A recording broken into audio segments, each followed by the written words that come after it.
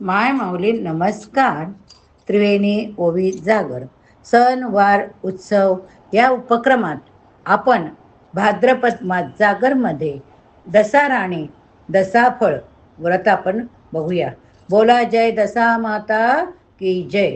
दसाराणी दसा पाणी राहू दे सदा आबादाने, राहू दे सदा आबादाने.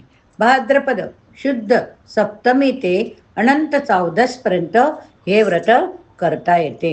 व्रताला काय काय लागते चला तर बघूया.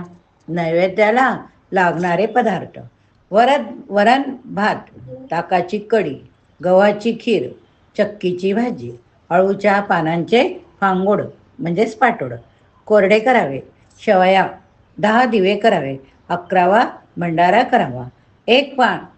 एक भांडारा करतात व पानोळे दिव्याच्या खाली 11 करमर कणिक घरघंटीवरून दळून आणणे व त्याचे करणे. भिजताना साजूक तुपाचे मोहन घालावे. दिवे उकळत्या पाण्यात शिजवून काढून घेणे, कोरड्या कपड्यावर ठेवावे. चला आता आपण पूजाविधी बघूया. प्रथम देवीस दशामातास नमस्कार करावा. पिवळ्या कपड्यावर स्थापना करावी. विड्याचे पाने 2 घ्यावी, त्यावर सुपारी ठेवावी. खोबऱ्याची वाटी, त्यात 11 गव्हाचे दाणे ठेवणे. रेशीम पदर 1, 10 पदर हाताचे सूत पोयते पिवळे करून घ्यावे. हळदीने त्याला सैलसर 11 गाठी माराव्या. साजूक तूप दिव्यात भरणे. 10 दिव्यांमध्ये प्रत्येकी 2 वाती लांब वाती लावणे. नैवेद्याच्या ताटात सर्व पदार्थ दिवे ठेवावे. त्यात खोबऱ्याची वाटी ठेवलेली वाटीशी वरची पाळी तिचे 11 तुकडे करावे व दिव्यात व भंडाऱ्यात टाकावे. भंडाऱ्याला झाकण असते. ज्या बाईने हे व्रत घेतले तिच्या गळ्यात ते पोयते घालावे. नैवेद्यानंतर ते पोयते बांधावे आधी नव्हे. नैवेद्य आरती झाल्यावर तिच्या पतीने त्या पोयत्याच्या गाठी सोडाव्या. गाठी एका बाजूने 3, दुसऱ्या बाजूने 3 याप्रमाणे सोडणे. 5 राहू द्याव्या, गाठी राहू द्याव्या. सुपारी दुसऱ्या दिवशी फोडून खाणे. सर्वांनी सोडताना म्हणायचे, दसाराणी दसाराणी त्वरित दसा दे माय, त्वरित दसा दे माय, आणि सदा राहू दे आबादाने, सदा राहू दे आबादाने. प्रत्येक गाठ सोडताना म्हणावे. 2 दिवे 1 भंडार नैवेद्य झाल्यावर बाजूला देवासमोर झाकून ठेवावा.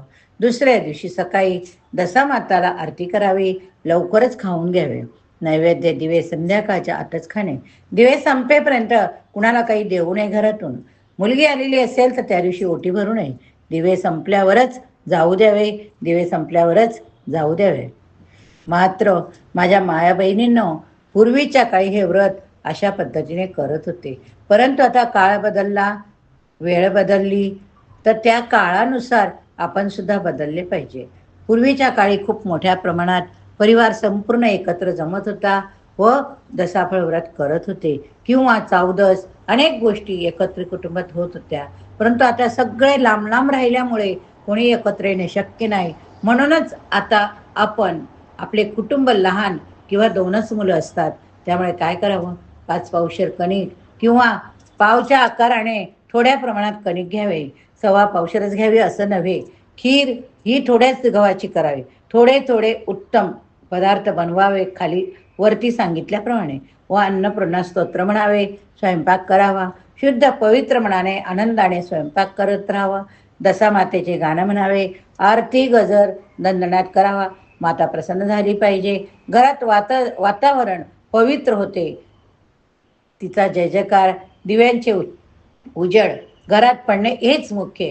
लहान मोठे न बघता आपण आपल्या घरात कुटुंब किती मोठे आहे त्या हिशोबाने माप घेऊन करावे. परिवार एकत्र येणे यासाठीच कुलधर्म कुलाचार सांगितला गेलाय. पण रोज आपण एकटे देवपूजा आरती करतो. अशा वेळी परिवारासोबत जय जयकार करावा. घरातील वातावरण प्रसन्न राहते. घरातील साथ सर्वांचीच असते. उत्साह हवा. नित्याच्या जीवनातून मरगळ घालवण्यासाठी भगवंताने ऋषीमुनींनी सण वार उत्सव आपल्यासाठी दिलेत. म्हणूनच दसाफळ माता व्रत आपण आपल्या कुटुंबाप्रमाणे करावे व दसाफळ मातेचा गजर करावा. बोला दसाफळ माता की जय. दसाफळ माता की जय.